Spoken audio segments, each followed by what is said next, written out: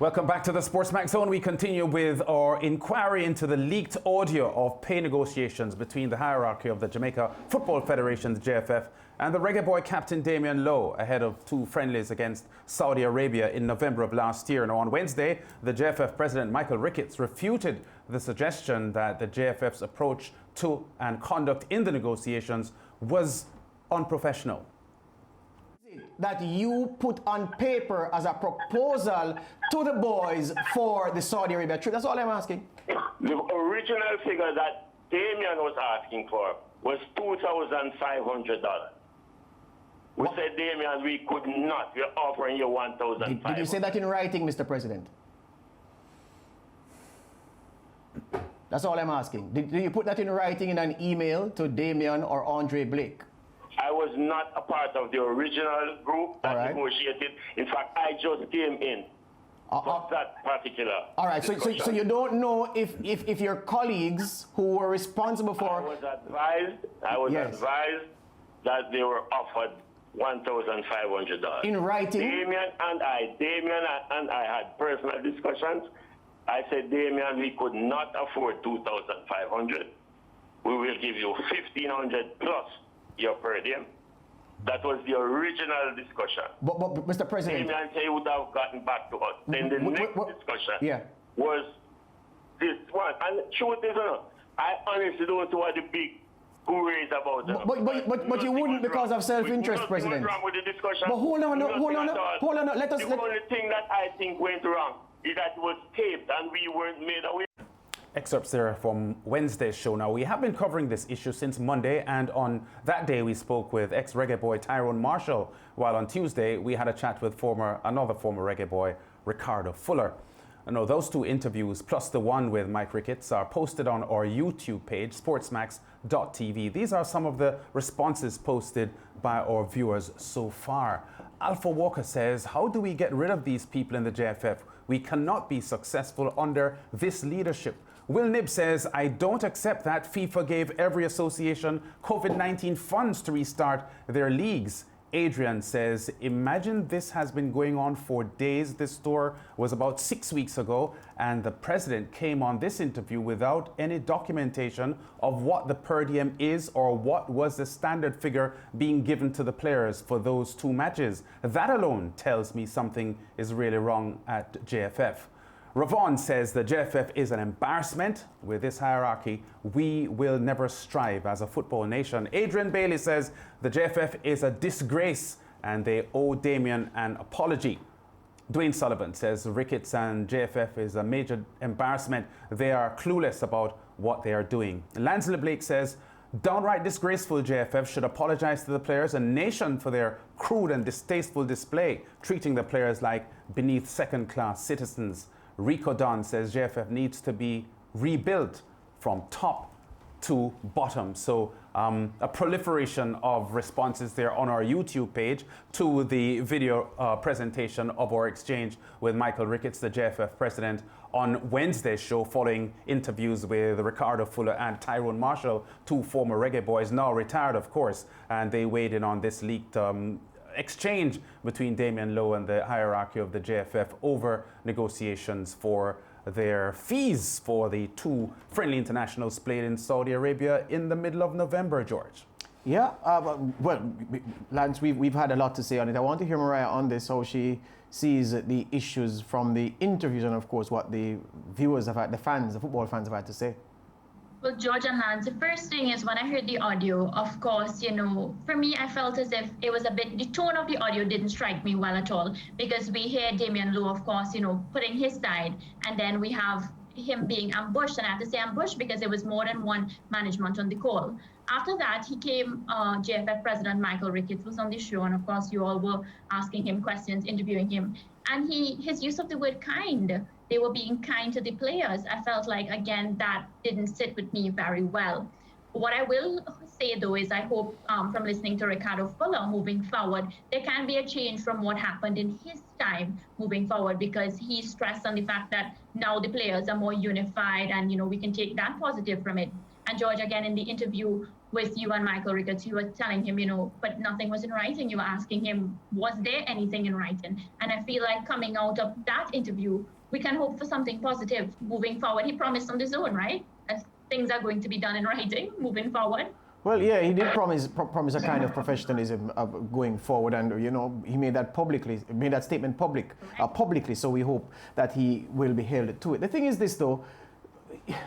It's easy to kick the JFF. The JFF, though, does itself no favors when it flies some leadership personnel to Saudi Arabia first class, and the players who are doing the heavy lifting, the ones who need to be as relaxed as possible, to be as comfortable as possible, are in economy. No, flights to Saudi Arabia, we're not talking American Eagle, where you're put in a seat where your knees up to your chest going from the Bahamas to Miami. Not flights like those. But what is true is that it's not as comfortable as business class. And when you say that you are skint, you are strapped for cash, and you can fly JFF non-playing personnel to a football match first class, and the players go coach or economy class, it doesn't send a good message, especially when you're going to negotiate with the players and holding up the chart to say we don't have any money. Also, the JFF finds itself in a problem where so many officials seek to lean too heavily, I believe, on their personal relationship with the players to get things done. Now, nothing is wrong with that. It happens in business at every level. But when you are formalizing an informal approach to deal making, you put yourself at risk of coming off unprofessional to the party you're negotiating with, and crucially, to a third party with intelligence listening on. And that's what happened, because several of the guys on the call from the JFF, the JFF management members, the members of management who were on the call with Damian Lowe, each of them, I'm sure, would tell you off the record that they have a good relationship with the young man, or that they spoke to him.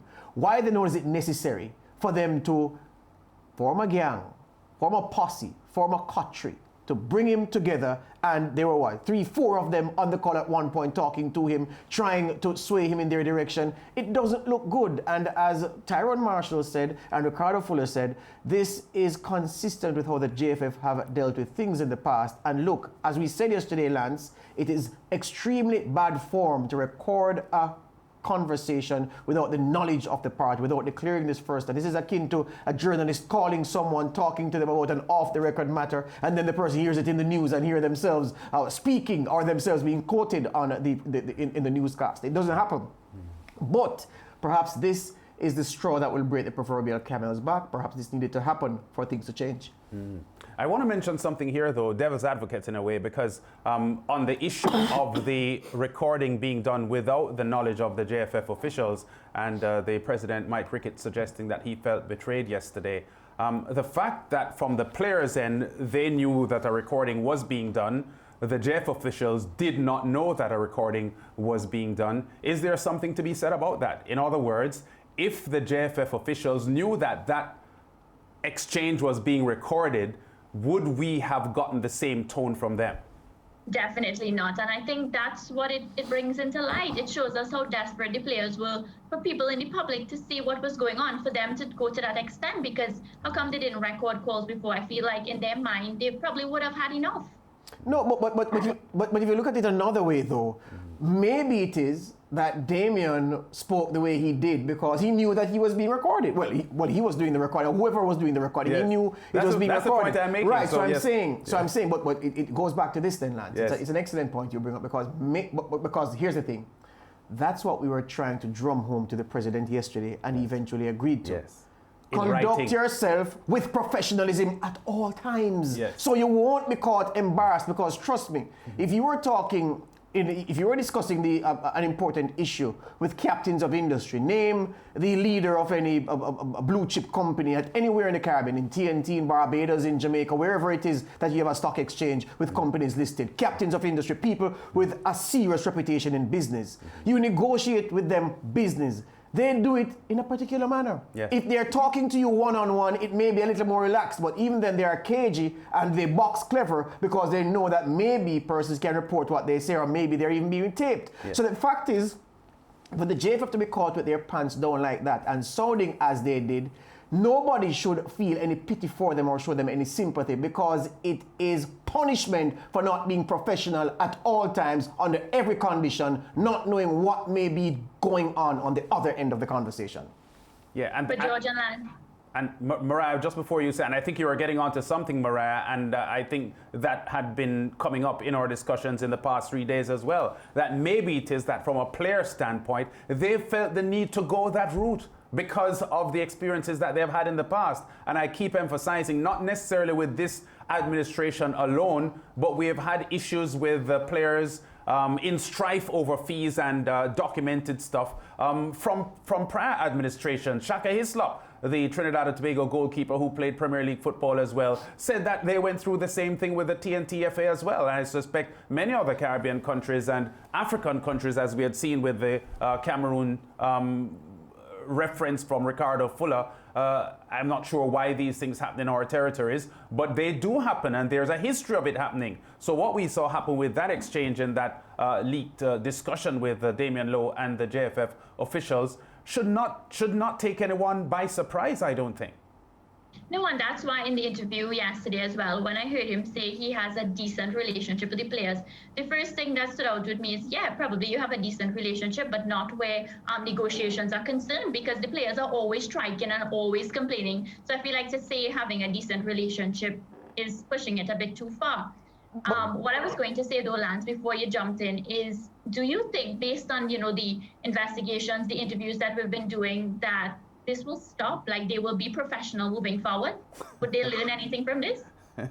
Well, I certainly think that they will be more aware of, future discussions with players, and will make an effort to ensure that something as embarrassing coming over the way it did will not happen in the future. But the quality of leadership is something that has been lacking in many different sports administrations in our territories for a long time, and I don't think it will change with the snap of a finger. Well, Ricketts was embarrassed in a serious way. All of the JFF officials on the call were roundly embarrassed, and I don't think they were caught with their pants on again. But listen to this now. I don't want us to in any way legitimize the secret taping of the conversation, because we're saying that maybe the players needed to do something to let the public know how the negotiations go. I just want to, we're not saying that maybe they needed to do it. I'm saying that maybe they felt they need to do it. But that's the point I'm making. So it's the same thing I'm saying. So they felt people need to hear what's happening. Because here's the thing. What if from here on in, since we're into recording conversations, a JFF official records a conversation with a player who's complaining about the inclusion of a particular player in the squad. A high-profile player then, and I'm not saying this has happened, I'm just using a name. Leon Bailey's contribution to the team, Leon Bailey's treatment. Of course, you wouldn't say that out front to Leon Bailey's face or in a team meeting, and I'm just using Leon Bailey again as an example.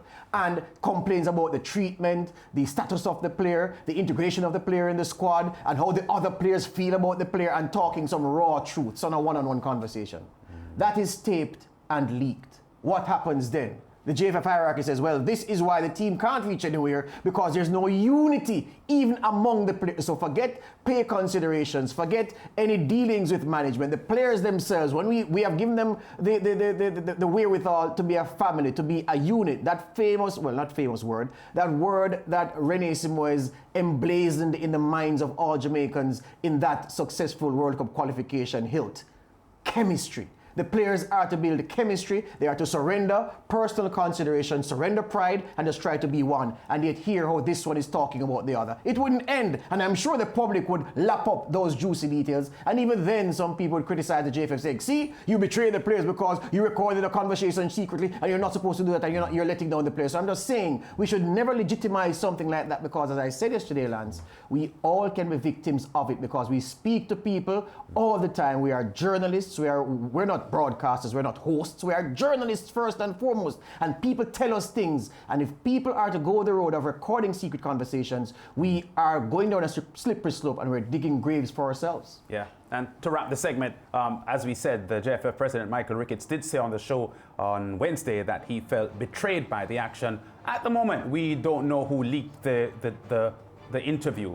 We know that Damian Lowe was the man representing the Jamaica footballers, but we are not sure who was guilty of leaking that interview to the public. Back with more on The Zone after that.